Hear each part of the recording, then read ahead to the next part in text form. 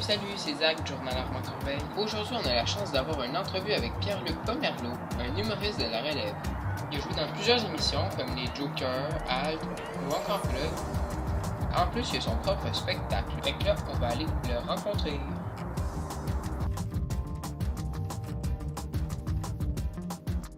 Je dis bonjour, salut. Salut. Ou salut, bonjour, comme émission. C'était pas drôle.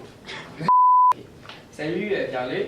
Salut Zach. Premièrement, merci de m'accorder cette entrevue. Ben ça fait plaisir, ça fait plaisir.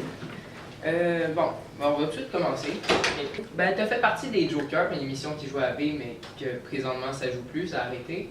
C'est quoi que tu retiens de cette expérience-là? Écoute, moi je suis pas quelqu'un qui était super game dans la vie. Là. Puis j'étais même un peu gêné avec. Je suis pas gêné devant les grandes foules, mais tu sais, one by one, là, j'étais quand même gêné. Puis je suis pas quelqu'un non plus qui faisait des coups dans la vie, tout ça.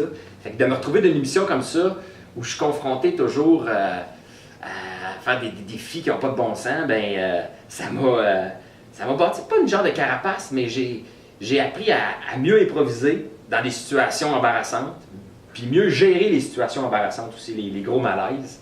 Tu as aussi fait Alt avec Phil Roy. Ouais. Mais je pense que tu as arrêté ça aussi. Ouais, ça c'est un choix personnel d'avoir arrêté parce que le show c'était vraiment le fun. Puis Phil c'est un bon ami à moi. Le pourquoi j'ai décidé d'arrêter, c'est que ça me demandait quand même beaucoup de temps.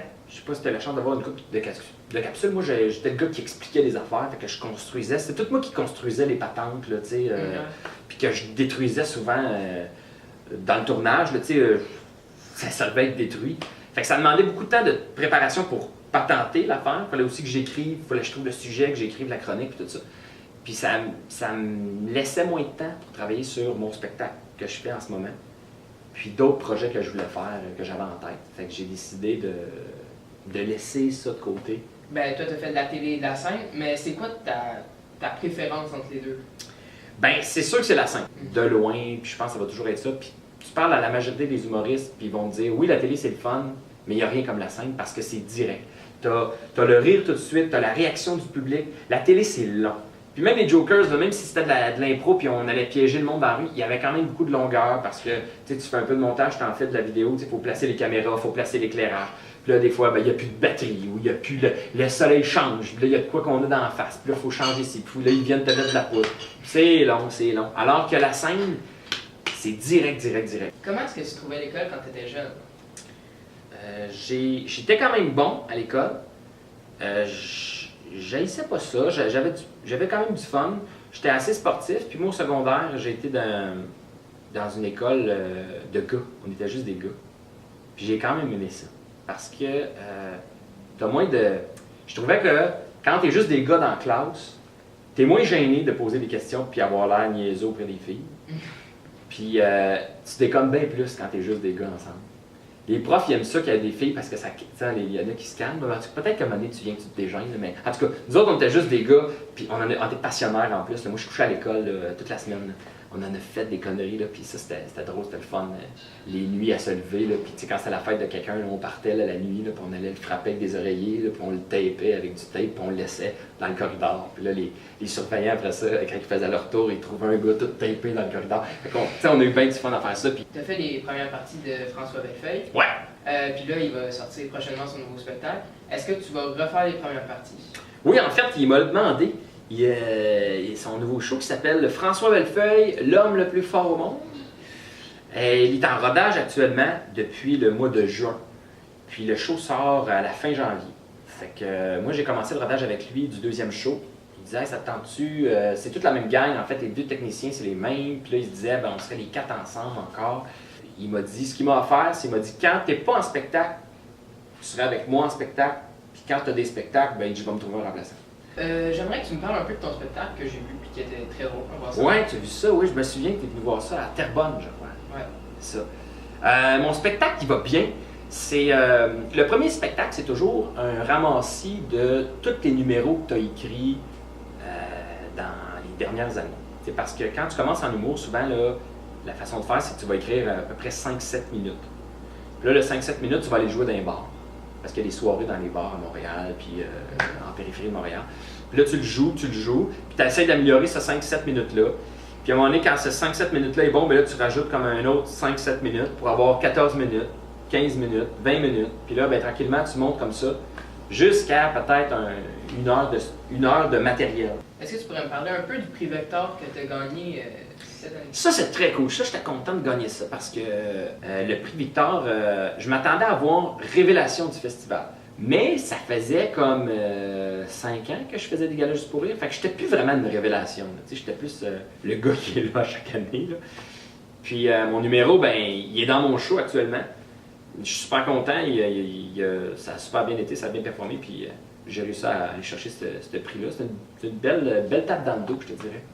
Et on va prendre un sujet un peu plus sérieux. C'est quoi ton avis sur l'affaire du festival de durée de Montréal, puis l'affaire Gilbert Rozon et tout ce qui s'est passé? Ça, c'est quelque chose qui est arrivé très très vite. En fait, moi j'en fais partie de cette organisation, de cette association d'humoristes-là. Mais j'ai été approché, écoute, je te dirais à la dernière minute parce que c'est resté secret. Ils ne voulaient pas que ça s'ébruite, cette information-là. Donc, c'est une douzaine d'humoristes qui sont associés ensemble et ont dit, quand on essaie-tu de partir un festival où il n'y aurait pas de big boss, où l'argent ne serait pas juste concentré, puis les décisions sur la même personne. T'sais.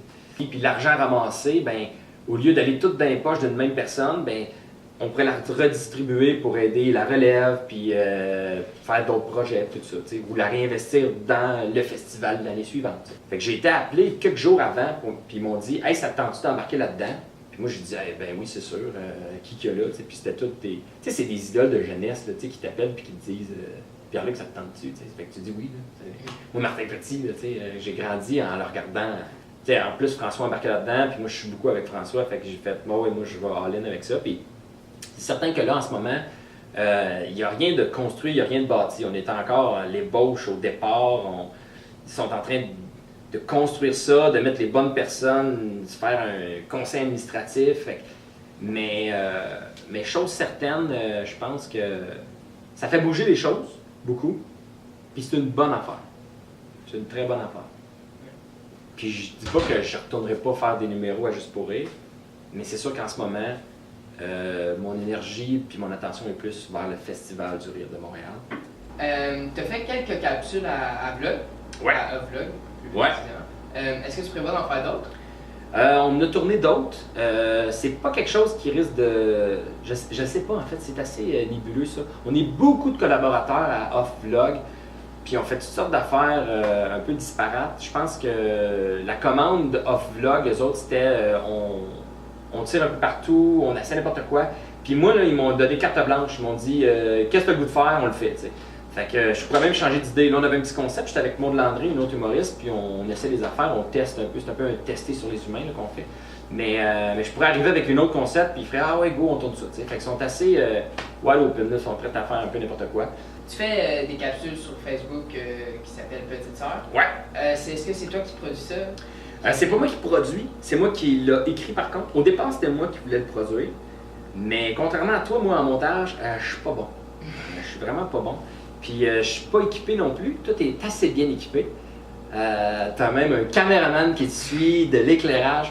Mais l'idée au départ, c'était de faire ça assez simple. Moi, je voulais mettre une caméra fixe qui filme ma cuisine. Puis j'ai ma soeur qui rentre, puis on fait tous les trucs caméra fixe.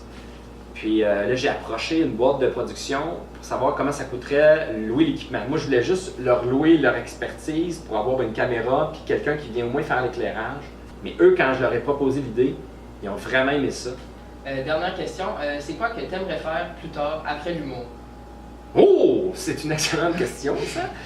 J'aimerais peut-être ça, j'aime beaucoup le sport.